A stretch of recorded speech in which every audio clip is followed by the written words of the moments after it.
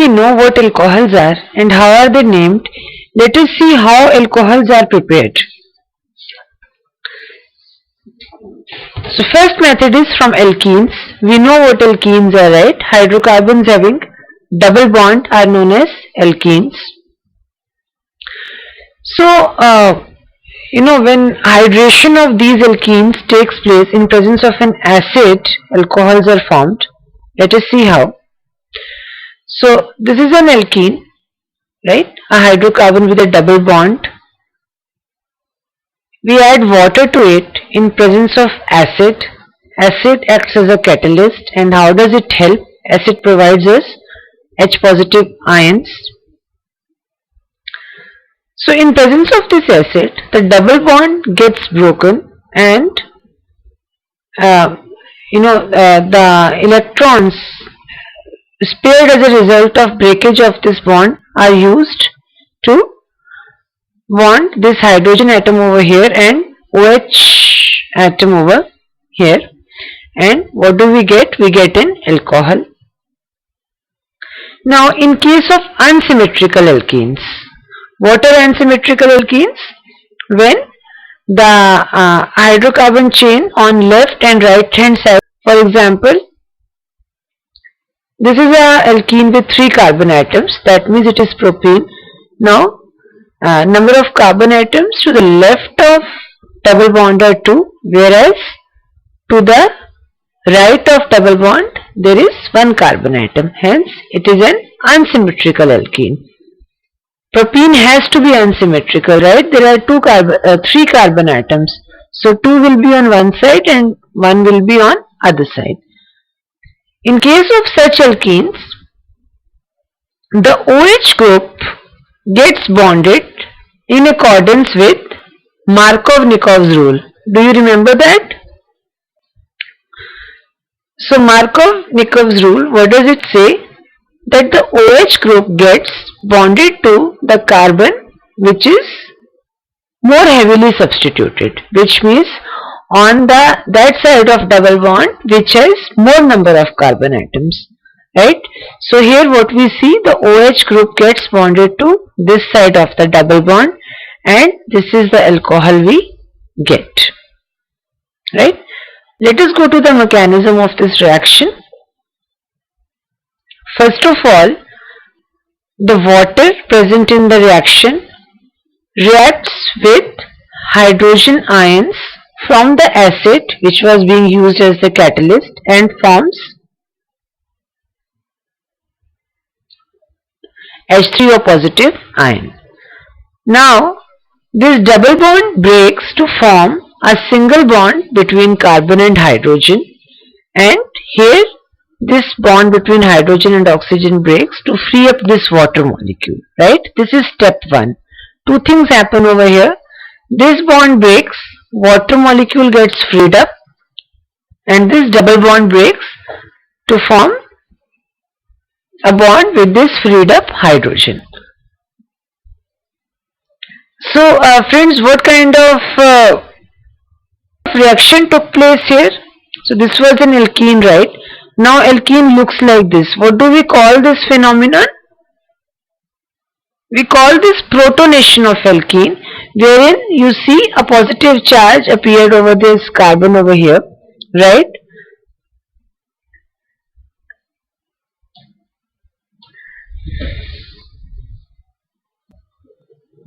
And because of electrophilic attack of this H3O positive ion.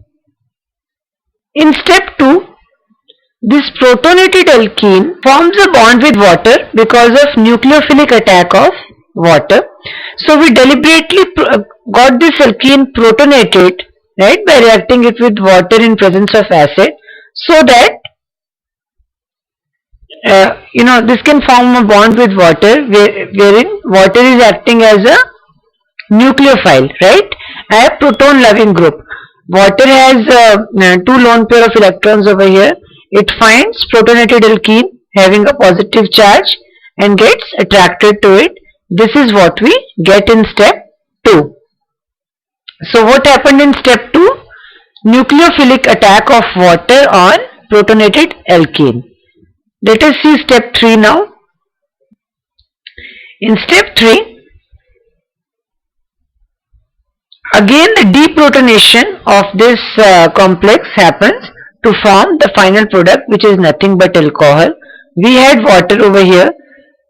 The hydrogen atom or the positive proton, gets released, and we get CH3, the hydrocarbon chain, OH as a result, and H3O positive ion gets released, completing the formation of alcohol from an alkene.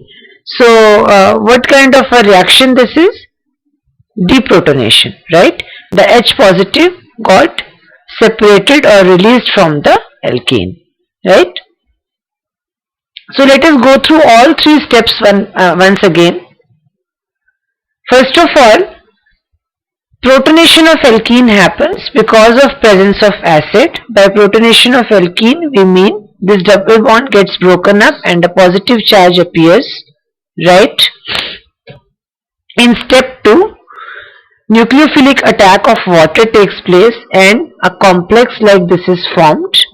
In step 3, deprotonation happens again and we get an alcohol. Another way to prepare alcohols is by hydroboration oxidation. In this process again, alkenes are used as reactants. When alkenes react with diborane, again this double bond breaks, right, to form a bond with borane. Same process happens thrice with each molecule of alkene. So here we saw this double bond getting broken and bond being formed with H over here and diborane over here.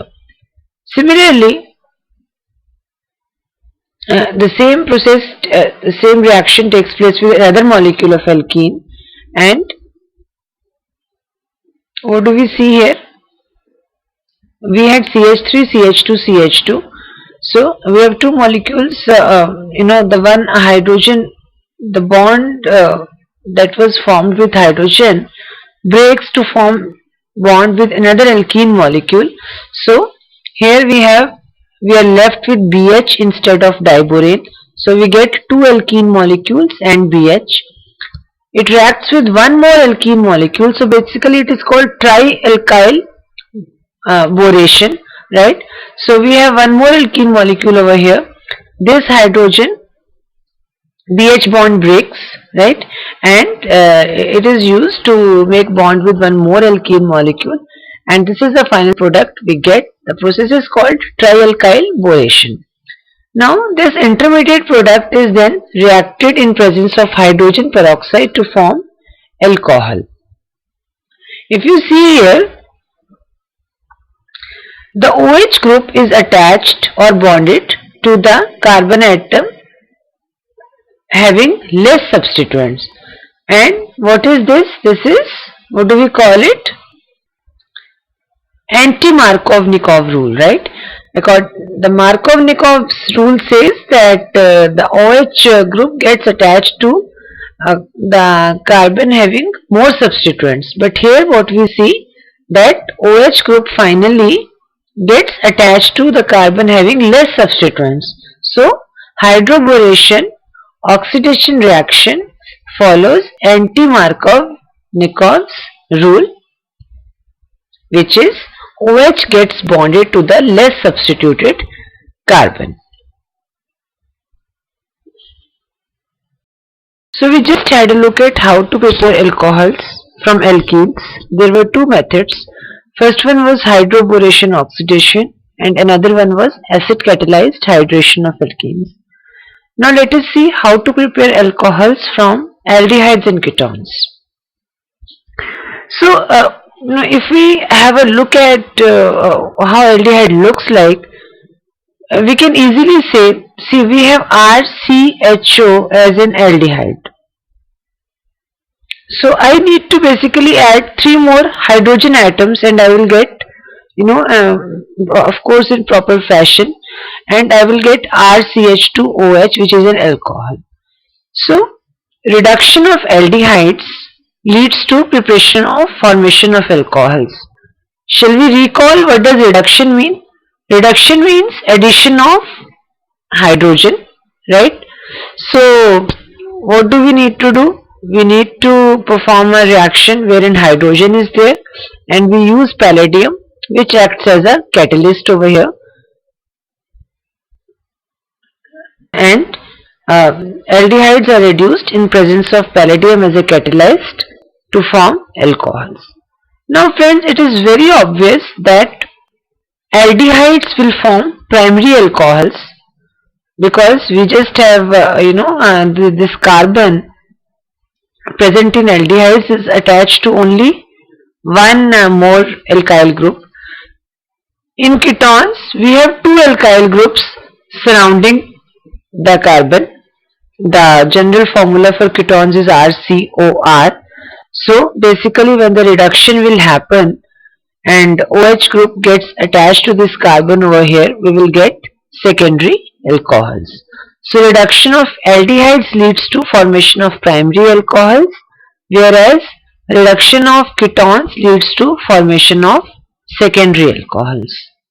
Now study about two of the major physical properties known as solubility and boiling points of alcohols and ethers. Do you know what physical properties are? The properties that can be measured and define the physical state of a system are known as its physical properties. We take the boiling point first. Boiling point is the temperature at which a liquid boils at a constant pressure is known as its boiling point. In case of alcohols, as the number of carbon atoms increases, its boiling point also increases. And what happens when branching increases? With the increase in branching, the boiling point of alcohols decreases.